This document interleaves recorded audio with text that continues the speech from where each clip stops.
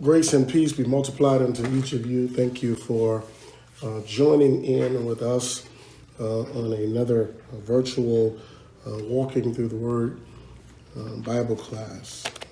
If you were hanging out with us on Sunday, we were looking at Romans chapter 12. Romans chapter 12. We started with verse number 9. We were looking at the question, or asking the question, what are you carrying?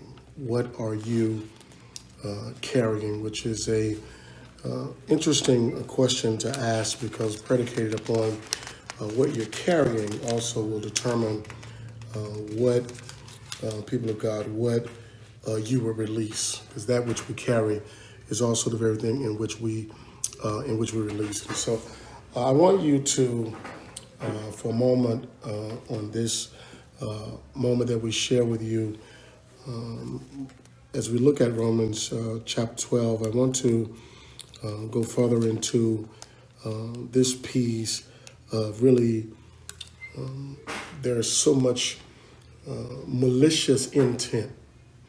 There's so much malicious intent that can sometimes plague an environment. Evil is present.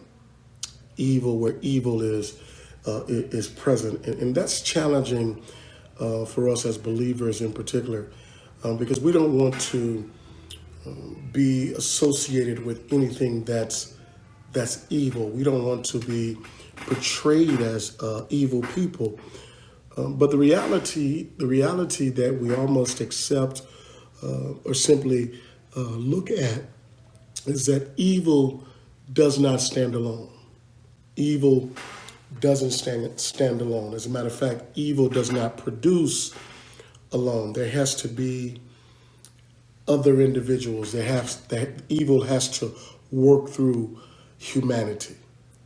Evil finds its foundation and it works through humanity. And I think it's worth us just kind of looking at, as we define evil as malicious, hurting, damaging, destruction, because those are all characteristics of what evil looks like. It's malicious, it's destruction, it's hurt. Evil can cause all of those things to come to pass. And I asked this question on Sunday, what are you carrying, to challenge us from this place of, because what you carry eventually, that's the very thing that you will release. Are you carrying the desire or the malicious intent to hurt others? Are you carrying within yourself destruction? Or are you carrying those things? Because if you are, then the potential and the possibility heightens as a result, as it relates to that which is evil. That you possess the potential. You possess the potential to be evil, based upon if you're carrying the desire to hurt others, the malicious intent, the destruction, that you're carrying those things. And if that's the case, then it's easy for you to present evil or to do evil without even thinking about it. Why? Because that's the very thing that you're carrying. And so Sunday I was really trying to highlight for us the very question of, what are you carrying? What's on the inside of you? And what is, we've got to really challenge ourselves to ask ourselves. And let's think about this for a moment as before we climb into the scripture references. Think about this for a moment. When you have felt pain, just think about it. When you have felt pain before, and I'm referring to that internal pain that sometimes you can't see, right? But you can feel it. And that is a result of bad relationships, that is a result of malicious people who were determined that they were going to destroy you, determined that they were going to hurt you. They had no end game. And if you felt that before, then you know that that feeling is uncomfortable, that it will keep you up at night, and that it'll drive you to a place where mentally you are in a place where you don't know left. Do you know I go left? Do I go right? Well, you don't know what to do because it has left you in that predicament. And if you've ever felt the malicious intent of people, then you are an individual who can overcome, or should I say, you are an individual not only who has overcome it, but you're also an individual who can present something different now. Because when you've been through some hurt and you've been through some pain, there should be this attitude that I don't want anybody else to go through what I've been through. Let's pause that for a moment. That you don't want to see anybody else go through the pain, the hurt, and the suffering that you've experienced at the hands of humanity. Because I'll repeat it again. Evil has to have a place to land, and evil has to propel or promote somebody into action. Evil comes as a result of somebody's actions. And so we have to be careful that we're not carrying that. That we don't have this mindset that when we speak, we do so with the approach or attitude to cause pain. When we participate in certain activities, we do so knowing willingly that this is going to hurt somebody. And we don't care if it hurts somebody as long as, look at this, as long as we feel like either we're getting them back or we take joy in their suffering.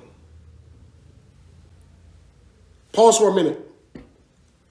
Do you take joy when other people struggle, when other people are going through, when other people hurt, when other people have fallen? Do you take joy in that? And I think it's a question that we've got to ask ourselves, because I think that's why we gossip so much. I think that's why the church is notorious for gossiping, because we want other people to see other people's faults, other people's mistakes, other people's hurt, other people's neglect. We want other people to know and to be aware of that. And that's why we spend so much time gossiping. Think about it. When you gossiping, most of the times you're not gossiping about positive stuff. Just think about it. You're not gossiping about positive stuff. You're gossiping about hurt. You're gossiping about the pain of others. You're gossiping about the mistakes of others. You're gossiping about the problems that others face. You're gossiping about the danger that others are in. You're gossiping about the destructions that others are facing. And so if that's the fact, if every time you're talking and you're gossiping and you're releasing information of other people's pain, other people's hurt and frustration, guess what? Guess what you're promoting? Guess what you're promoting? That which is evil. And we looked at that on Sunday. And if you have ever been in a place in your life where you were the victim of evil, again, we defined it: malicious, intentional hurt, damage to others, doing things to others that doesn't benefit them. Is that you? Do you set out to do things to others knowing that this is not going to benefit them, but it is going to hurt them? Do you set out to cause others pain, knowing that it's going to cause pain? You were intentional about it. And unfortunately, I've been around church long enough, and I've been in church long enough to know that while we declare love and we tell people how much we love them, those are just mere words. Because I've been around people in church who, on purpose, wanted others to feel their anger, to feel their wrath, and to feel pain. I've been around it. I've experienced it through a number of years, not only in my pastoring, but also just coming up in church, where you had people who would shout but would cause their neighbor pain, who would speak in tongues but would assassinate with that same mouth the character of others. Just evil. Just evil. And like I referenced Sunday, we have become, love is without dissimulation. I talked about that Sunday. It is without hypocrisy. In other words, it's sincere, it's genuine. Love is. But evil needs a place to operate from. And I've been around church long enough to know that evil happens when people make themselves available to be utilized to promote evil activities. I want you to think about it. When you talk concerning other people, or do you saying things that will benefit them, or are you saying things that will hurt them? Has church just become a facade, a cosmetic thing in which we do, but our hearts are full of malicious intent that has this determination of hurting other people? Just think about it, people of God. This malicious intent that's set out to hurt and to damage other people. What drives it? What drives it? What drives evil? Come on, let's talk. What drives evil? Talk to me on the screen. Anger drives evil. When you're angry, when you operate from the place of anger, evil says, finally, I got a place I can operate from. Anger drives evil. And when you operate in anger, evil says, good, finally, I got a place that I can operate from. Because out of their anger, out of his anger, out of her anger, now evil says, I can operate from this place. Anger drives evil behavior. Selfishness. Type these on the screen with me. We're getting right into it. Selfishness can drive evil behavior, because selfishness says it's about me. And when it's about me, I don't care about anybody else. As long as I get my end result, I can care less who suffers in me gaining. Type it on the screen, selfishness. I can care less about who suffers when I'm gaining.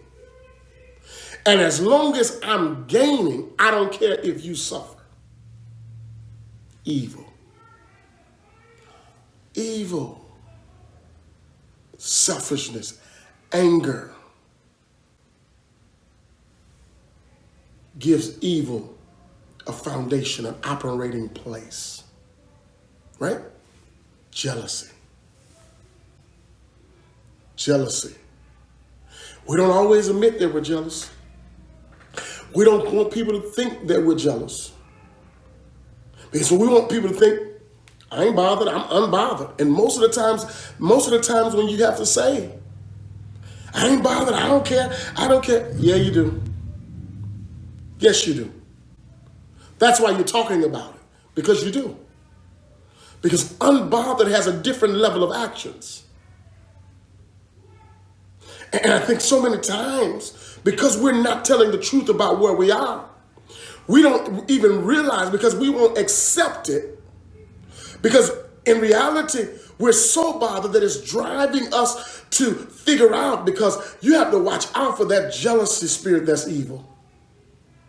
Because jealousy really is a compliment, because where a person is, that's where I want to be, or what a person possess. I really want to have it. So you really see the complimentary, or you see the positive in a person of what they're having, what they're doing. And when you want it so bad, something on the inside drives you to figure out, how do I take it from them, not how do I get it on my own. Type it on the screen. Jealousy is an operating place for evil to be present. Are you operating? What do you carry? Are you operating from his evil hung out with you and is tricking you to make other people feel how you don't want to ever feel? And if you don't want to feel it, note this if you will. If you don't want to feel it, you should never want anybody else to feel it. If you don't want to feel it, you should never want anybody else to feel it. Romans chapter 12, I want to provide that conversation and introduction to you. Because we've got to ask ourselves, well, Pastor, what if I am struggling with anger, struggling with selfishness, struggling with jealousy, and I can't seem to get it together to help myself? Is there help available? Is there help available? Talk to me. The answer is yes. Because we're going to have to get to the place where we know how to be victorious over evil. Because if you detest it, you don't have room for it in your life.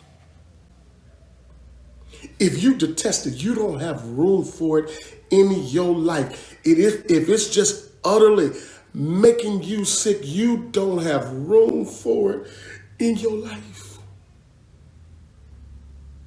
And you dare not be a carrier of any characteristics that can give evil a place to operate from. You don't want to be there. And some of us, people of God, you've hurt some people. You've said some things about some people. You've been jealous of some people. You've been selfish. You've operated in anger. How do you overcome it? You've got to overcome it by doing good. Good in simplicity, shared this with you Sunday, is defined as an action that benefits somebody else. Good in simplicity is an action that benefits somebody else. And people of God, it is critical for you to operate from that place. How do you overcome it? You overcome it with good. Good God Almighty. When was the last time you did something that benefited somebody else? And sometimes in its simplest form, good can start with a simple this: I was wrong, I'm sorry. You just benefited somebody else. To make them aware that you are remorseful and that you are admitting that you didn't get that right. That's a good start. The text says this. Romans chapter 12, verse number 21. Here's what the text says. Do not be overcome by evil. Don't let the actions of others, this word overcomes talks about to subdue, to control. Do not be overcome by evil.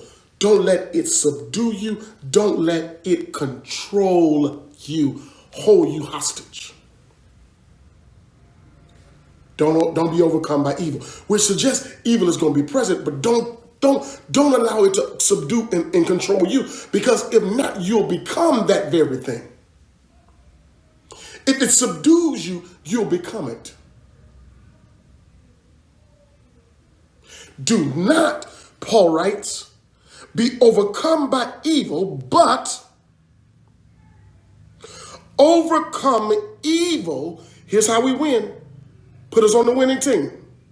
But overcome evil, here it is, with good. The more you practice good, the more evil has to dwindle eventually down to nothing. And so perhaps our biggest issue in our society, in our communities, is that individuals are not producing enough good, so evil always has a place to stay. I'm trying to get us to evict evil, to put evil in a predicament where you don't have any place to go, and when you don't have any place to go, you don't have a place to operate from. And the church has to be mindful, careful, and wise that we haven't developed this evil mentality, this evil attitude, who we don't like, who we talk about, who we criticize, who we're determined to destroy. All of that foolishness has to go. Do some good. Do some good. Do some good. Overcome evil by doing good. Then evil doesn't have a place to be.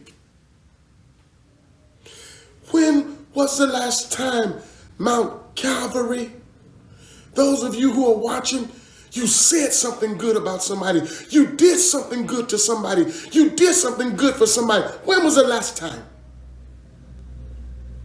And church is notorious for presenting like we're good, but the reality, we're no good.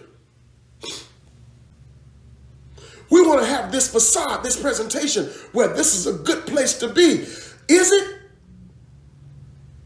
And don't trick me and tell me it's a good place to be and you know you're not a good person to be around. Because of you've been subdued or overcome with evil, the malicious intent that'll cause damage and pain to other people on purpose. You knew when you said it, it wasn't going to benefit them. You knew when you did that, it was going to cause them pain. You knew when you did that, it was going to cause destruction. You knew when you did that, it was going to cause dissension and division. You knew when you made the statement, the purpose of the statement was not for something good to happen, but for something bad to take place. You knew when you did it. But what would happen if we did that which was good, what would happen? If we did that which was good, what would take place? If we did that which was good. Why? What would take place if we did it that way? What would transpire if we worked through that avenue? What would happen? If we arrive to that place where we overcome,